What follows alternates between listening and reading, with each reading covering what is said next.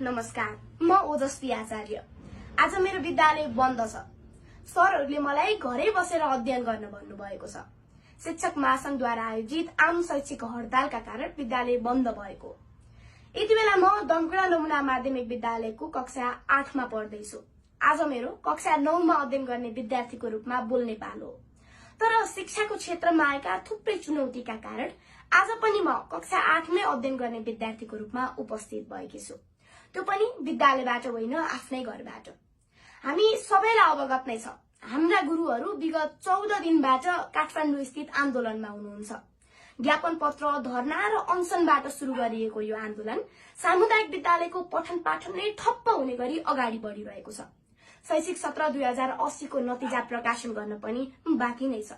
नयाँ कक्षा कोठामा उत्साहका साथ पढ्न पाउनुपर्ने विद्यार्थीहरूको सपना मुर्झाइसकेको छ।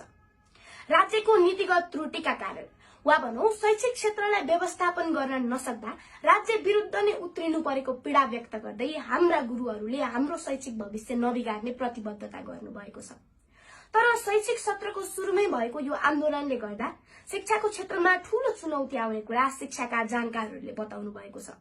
आज अभिभावकहरू चिन्तित हुनुहुन्छ। मसँगै कक्षा कोठामा अध्ययन गर्ने विद्यार्थीहरू पनि अन्योलमै हुनुहुन्छ।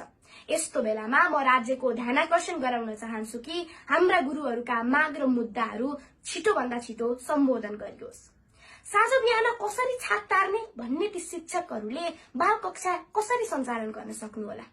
लाउर जाने हो कि यही जागिर गर्ने हो भन्ने दोधारमा परेका ती राहत र अस्थायी शिक्षकहरूले कक्षा कोठामा कसरी शिक्षण गर्नु होला?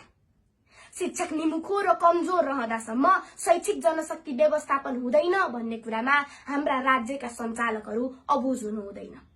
हामीलाई हाम्रो गुरुहरूप्रति भरोसा छ। अहिले भइरहेको शैक्षिक क्षतिलाई न्यूनीकरण गर्नका लागि हाम्रा गुरुहरूले कुनै न कुनै विकल्पको खोजी गर्नुहुनेछ। आज देशैभरि रहनुभएका गुरुहरूको आन्दोलनप्रति म नैतिक समर्थन गर्दै राज्यसँग आग्रह गर्न चाहन्छु कि हाम्रा गुरुहरूलाई छिटोभन्दा छिटो कक्षा कोठामा फिर्ता पठाउने वातावरण बनोस्। धन्यवाद।